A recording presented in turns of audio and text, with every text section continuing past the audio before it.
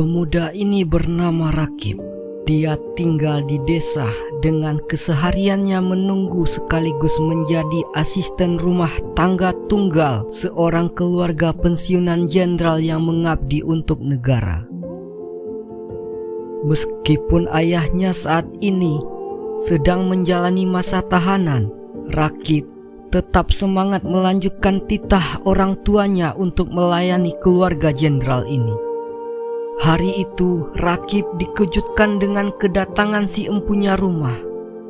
Tak banyak bicara, Rakib langsung mengangkatkan barang Pak Purma atau lebih dikenal dengan Pak Jenderal, sembari menjamunya dengan segelas kopi. Siapa bilang saya minum kopi? Malam harinya, Rakib mengunjungi sebuah kedai tuak langganannya. Di situ dia bertemu dengan seorang bapak-bapak yang menyampaikan kiriman dari kakaknya yang menjadi TKI di Singapura. Tak lupa, bapak itu pun juga menawari Rakib untuk ikut menyusul kakaknya kerja di Singapura. Namun, tujuan Rakib datang kemari bukan untuk menjadi TKI, melainkan mencari beberapa orang untuk bisa membantu dirinya untuk bisa membentangkan baleho sang jenderal. Karena beberapa minggu ke depannya, sang jenderal akan memulai aktivitas kampanyenya di desa ini.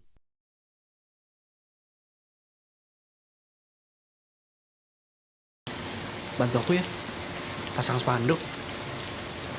Nanti ada bayarannya dari Pak Jenderal.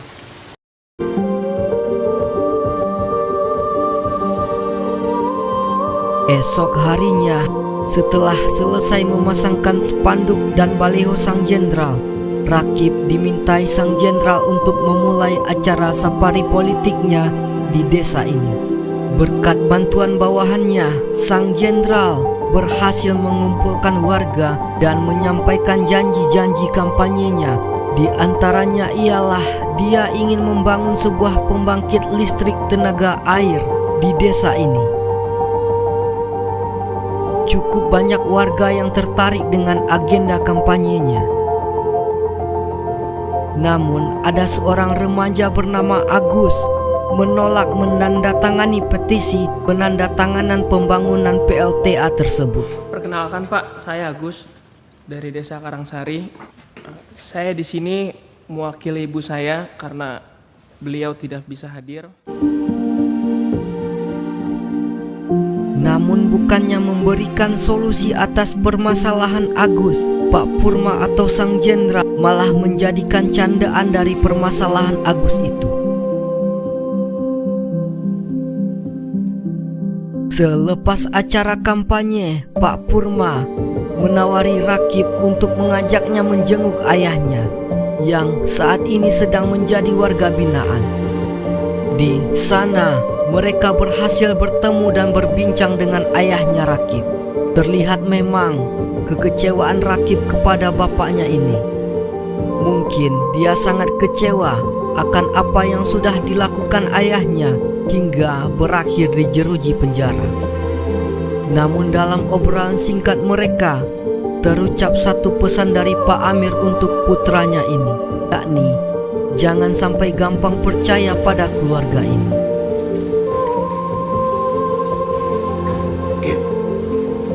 Jangan gampang percaya. Tapi dari mukanya, Rakib seakan tak percaya dengan ucapan yang diucapkan ayahnya ini.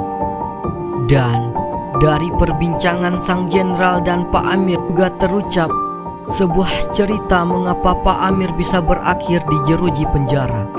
Mereka paksa ambil alih kebun saya. Saya pikir kalau traktornya rusak, itu bakal ditunda. Dalam pikiran Pak Amir ada campur tangan Pak Jenderal dalam pengambilan paksa lahan miliknya. Makanya mengapa dia sangat takut kalau anaknya berhubungan langsung dengan Pak Jenderal. Mir, anakmu baik banget sama aku, Mir.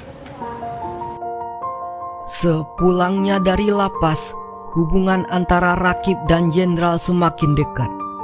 Jenderal mencoba membangun hubungan yang berkesan terhadap Rakib. Hal itu dimulainya dengan sesuatu yang kecil seperti halnya hubungan ayah dan anak. Hal yang tak pernah Rakib peroleh dari ayah kandungnya.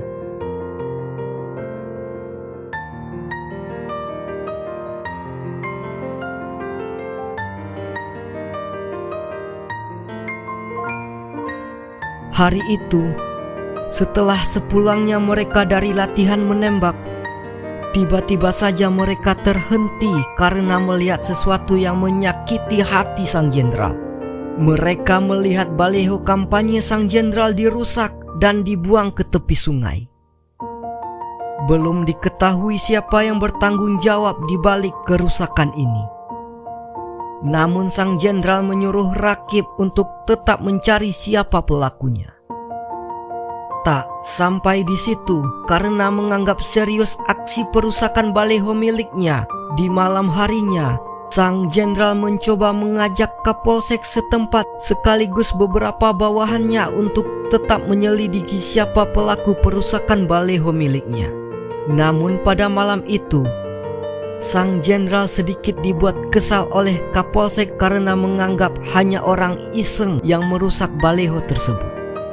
Usut punya usut, setelah pertemuan itu, ternyata Rakib punya rencana tersendiri dan mencoba membantu sang jenderal menemukan pelaku perusakan dengan caranya tersendiri. Karena menurutnya sangatlah mudah melacak pelaku yang merusak baliho miliknya itu. Malam itu juga Rakib langsung bergerak melacak siapa di balik perusakan baliho itu. Rakib meminta bantuan temannya Andra untuk mencari siapa dalangnya. Namun Andra hanya bisa memastikan informasi tersebut di esok paginya. Dan betul, di esok paginya Andra sudah mengantongi siapa orang yang berkemungkinan adalah pelaku perusakan itu. Namun Rakib tidak menjelaskan kepada Andra apa maksud dirinya mencari orang tersebut. Dari omongan Andra didapat sebuah nama pemuda yang sedang dicari Rakib. Nama pemuda itu adalah Agus.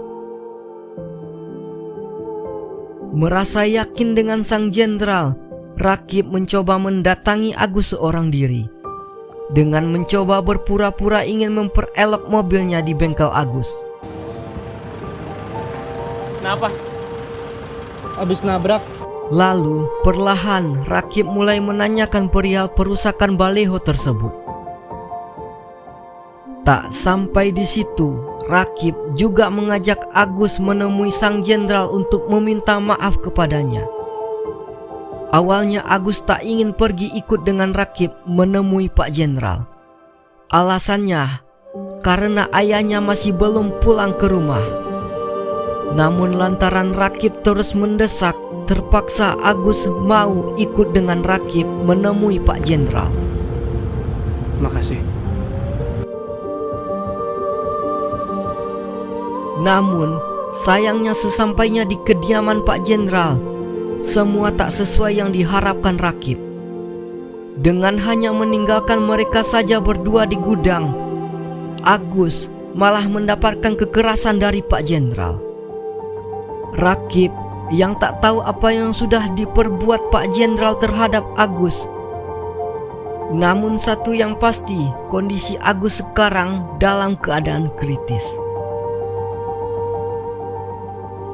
Dan setelahnya, Rakib mendapatkan perintah dari Pak Jenderal untuk membawa Agus ke rumah sakit.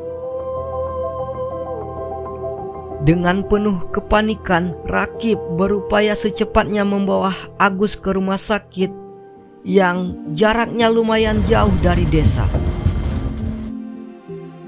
Namun sayangnya, setibanya Rakib di rumah sakit, dia malah meninggalkan Agus begitu saja di sana.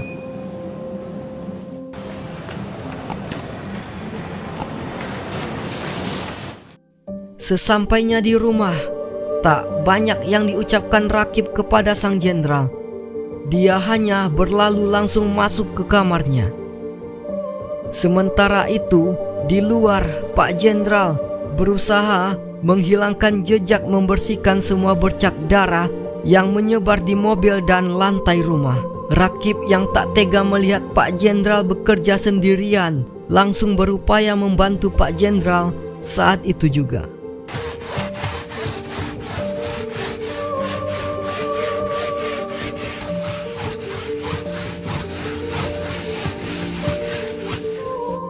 Di pagi harinya, semuanya sudah terlihat santai. Pak Jenderal juga bisa menikmati paginya dengan berolahraga pagi. Dan Rakib pun juga sudah bisa memakan makanannya dengan lahap. Namun tak lama berselang, seketika itu juga pengurus masjid setempat menyampaikan kabar duka bahwa Agus yang Rakib larikan ke rumah sakit ternyata sudah meninggal dunia.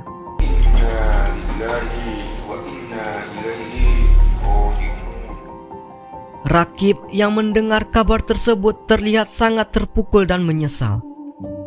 Namun berbanding terbalik dengan Pak Jenderal, Pak Jenderal terlihat santai, bahkan menyempatkan diri melayat ke rumah duka. Tak hanya itu, Pak Jenderal juga memanfaatkan situasi yang ada dengan menarik simpati dari masyarakat yang hadir di sana. Pak Jenderal seakan tak bersalah, bahkan ikut melaksanakan sholat jenazah bersama warga. Assalamualaikum warahmatullahi wabarakatuh. Assalamualaikum. Assalamualaikum warahmatullahi wabarakatuh. Memang na'udzubillah. Malam harinya, Rakib berusaha mencari seseorang yang menawarinya menjadi TKI tempoh hari di Singapura. Setelah bertemu, terjadilah kesepakatan dan jadwal pemberangkatan Rakib akan dilaksanakan lusa malam. Lalu Rakib menyetujui kesepakatan tersebut. Yang terpenting, dia bisa lari dari Pak Jenderal yang sangat na'udzubillah itu. Singkat cerita, malam pemberangkatan itu tiba. Saat sedang di dalam bis, tiba-tiba rombongan TKI itu dicegat oleh kelompok tentara bersenjata lengkap. Mau kemana nih? Surabaya, Pak. Dia pikir kita bodoh, Sob. Namun tujuan kelompok ini hanya mencari Rakib, lalu menangkapnya dan mengantarnya kembali ke rumah Pak Jenderal. Ternyata kelompok TNI ini adalah orang suruhan Pak Jenderal. Tentu dong, ketakutan Rakib semakin menjadi-jadi setelah menyadari kalau Pak Jenderal tak mau melepaskannya pergi. Kip, ini rumahmu, nak. Cari apa kamu pergi-pergi? Hal itu lantas diceritakannya kepada sang ayah, sekaligus meminta pendapat kepadanya. Rakib menanyai apakah dia harus bertahan di rumah itu atau harus pergi. Rakib juga menyesal tak mendengar ucapan ayahnya tentang Pak Jenderal. Setelah mendengarkan cerita Rakib, Pak Amir hanya bisa menyuruh anaknya itu agar tetap tinggal saja bersama Pak Jenderal. Yang penting cari aman saja dulu.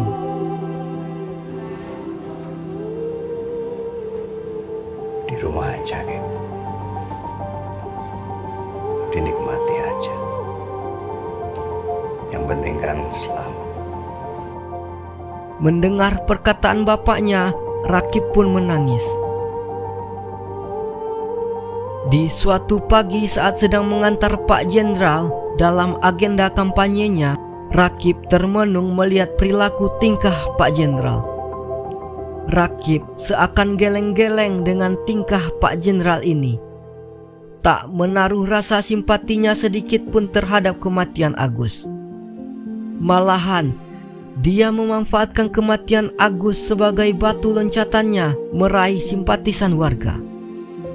Melihat itu semua, Rakib mulai berpikir untuk menghabisi Pak Jenderal. Namun dia tahu tak akan semudah itu menghabisi Pak Tua ini. Tentunya butuh strategi yang matang. Namun Tiba-tiba Agus mulai kepikiran tentang senjata yang dia gunakan tempo hari bersama dengan Pak Jenderal. Setelah menemukan senjata itu, Rakib menyembunyikannya di bawah kursi penumpang.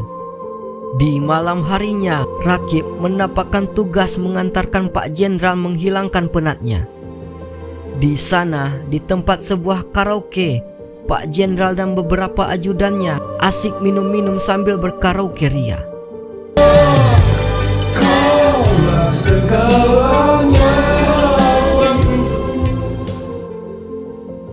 Sepulangnya dari tempat karaoke itu, di tengah perjalanan pulang, Pak Jenderal menyuruh Rakib menghentikan mobilnya karena melihat balihonya kembali dirusak. Dan dalam keadaan sempoyongan itu, Pak Jenderal mencoba mencari pelakunya di saat itu juga. Dan di saat bersamaan, Rakib mengambil senjata yang sudah ia siapkan, kemudian menembak tepat di dada Pak Jenderal.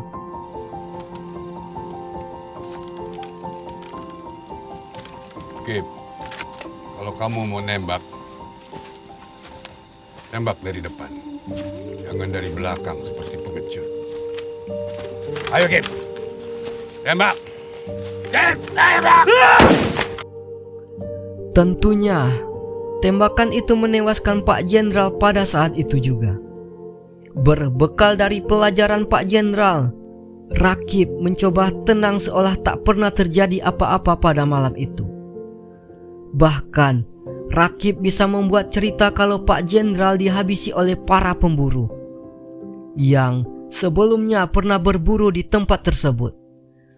Tak hanya itu, Rakib yang menguasai perannya berhasil meyakinkan para penyidik. Dan parahnya lagi, Rakib berhasil memberikan kata sambutan di acara pemakaman Pak Jenderal, seperti yang dilakukan Pak Jenderal saat memberi kata sambutan pada pemakaman Agus. Tegak! Tegak! Senjata! Gerak! Dan film pun selesai. Gelap namun syarat makna, setidaknya begitulah kata yang terucap dari film ini. Scene demi scene yang ditampilkan ditambah dengan sound effect yang disajikan berhasil membuat para penontonnya, terutama saya, untuk tidak jenuh menyaksikan film ini. Walau alurnya terbilang sangat lambat, yakinlah film karya Maqbul Mubarak ini masih layak untuk kalian tonton. So, like jika kalian suka dengan video ini, sempatkan juga untuk kalian tinggalkan kritik dan saran kalian di kolom komentar ya. See you next time.